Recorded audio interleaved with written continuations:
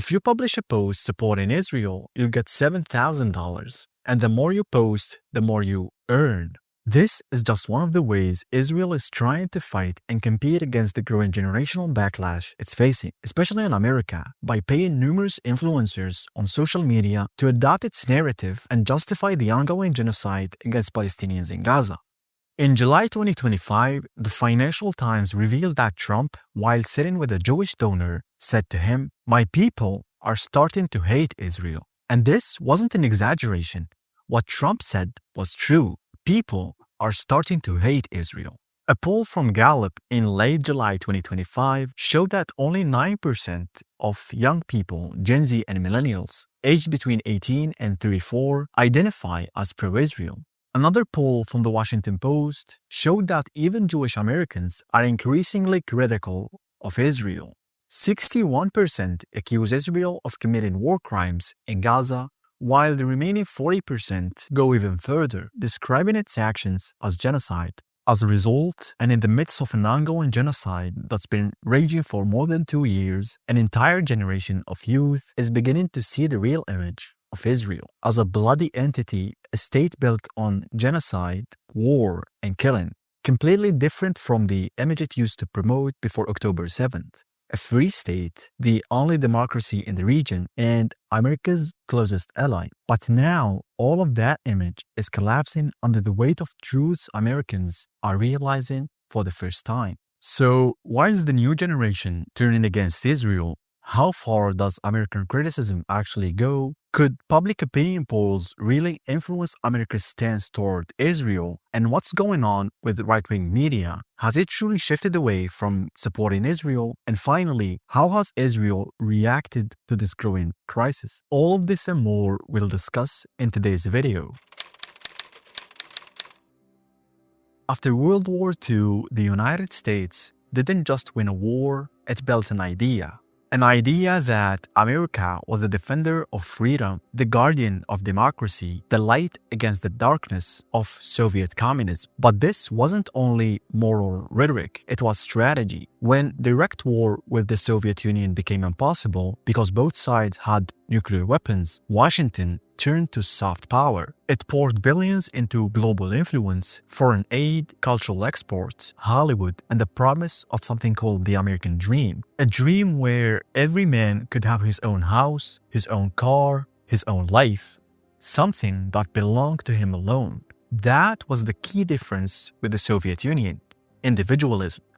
In America, you owned things. In the USSR, everything was collective. And that's how capitalism became not just an economy, but an identity.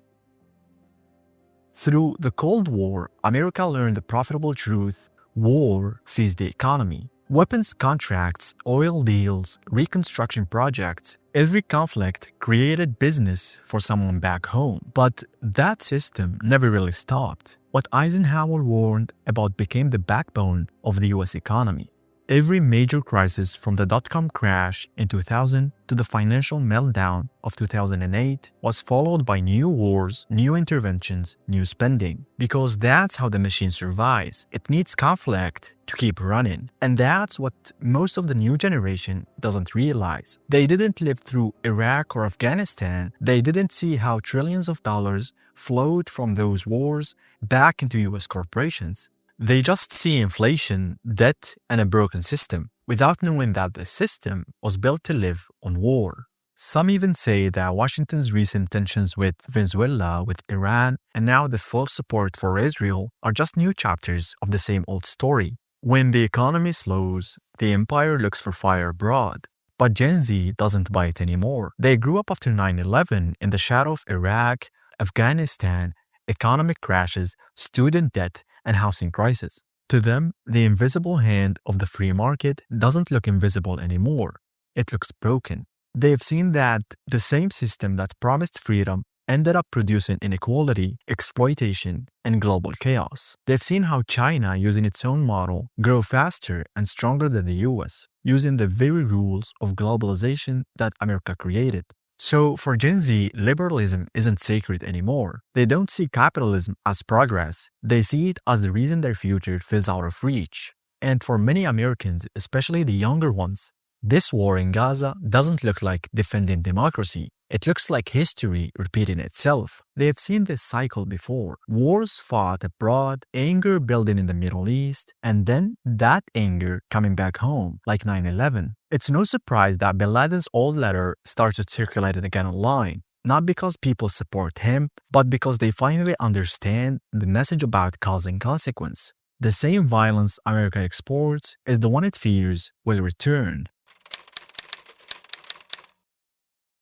When the new generation started to question America's foreign policy, the biggest surprise didn't come from the left, it came from the right. For decades, the Republican Party and its media allies have been among the strongest defenders of Israel. From Reagan to Trump, standing with Israel became almost a sacred phrase, part of what it meant to be a true conservative. But something changed.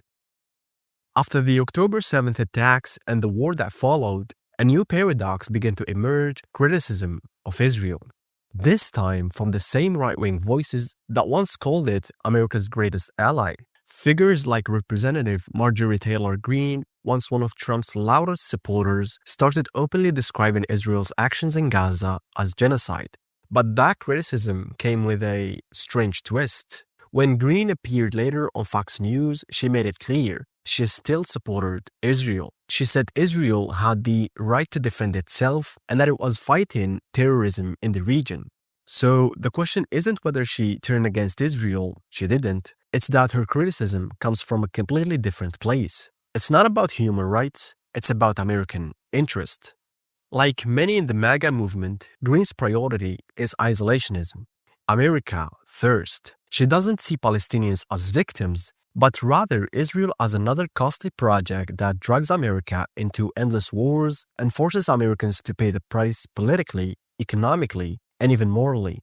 Israel is a nuclear-armed nation, which is very capable of defending themselves, and they have been proving that so as we've watched on the world stage.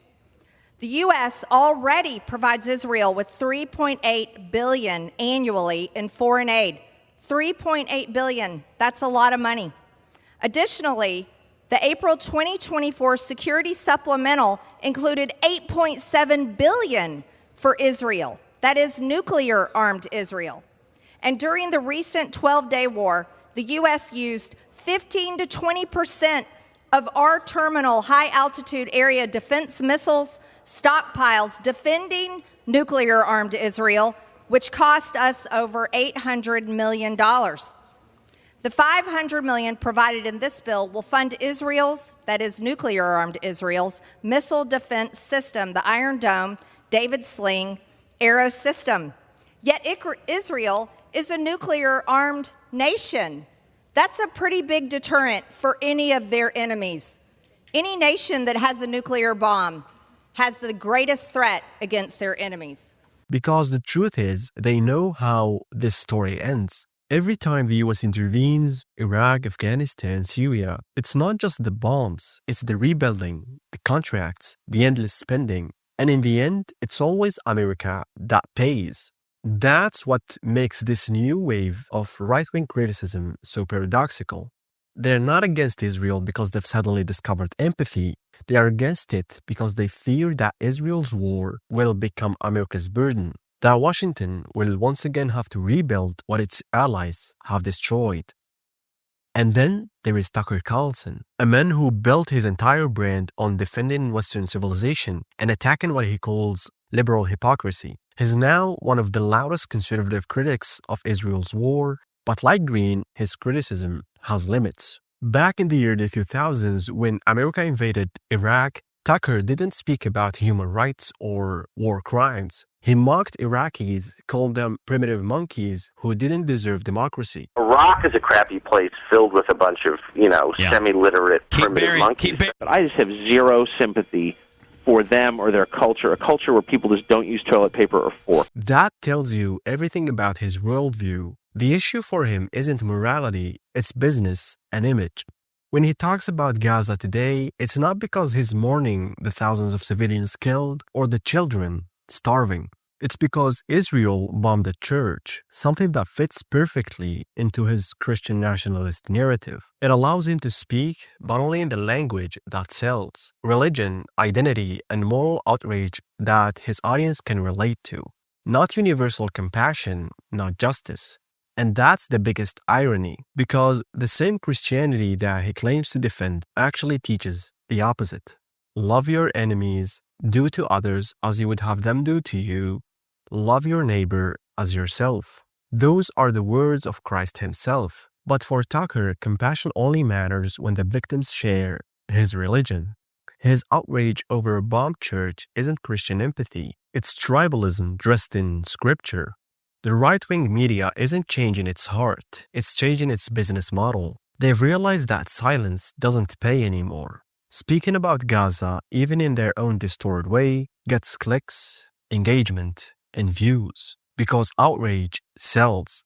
So when Tucker Carlson or Marjorie Taylor Greene criticize Israel, they're not breaking from the old system. They are just monetizing its failure. They are not the voice of change. They are the echo of an empire that's beginning to doubt itself.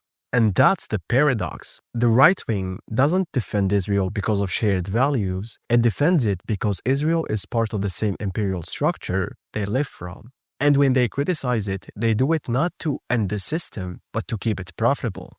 This isn't empathy, it's business. And that's the story. People keep saying Gen Z will change everything or America is finally turning against Israel, but history and real data tell a completely different story. In 2014, researchers at Princeton analyzed 1,800 US policy decisions. The result? Shocking. Average Americans have near zero influence on policy, but wealthy elites and organized interest groups have enormous influence. Even if most young Americans oppose US support for Israel, that won't make Washington change course. The system listens to power, not people. Foreign policy is the least democratic part of the US system. Decisions about Israel, Iraq, or Gaza are controlled by the Pentagon, intelligence agencies, defense contractors, pro-Israel lobbies, campaign donors, not voters, not protests, not social media outrage. America may be democratic at home, but imperial abroad. Empires don't bend to public pressure. Even the president can't control it. Take Barack Obama as an example. Repeatedly that I intend to close Guantanamo and I will follow through on that. He tried to close Guantanamo. The Pentagon blocked him. He wanted to pull troops from Afghanistan.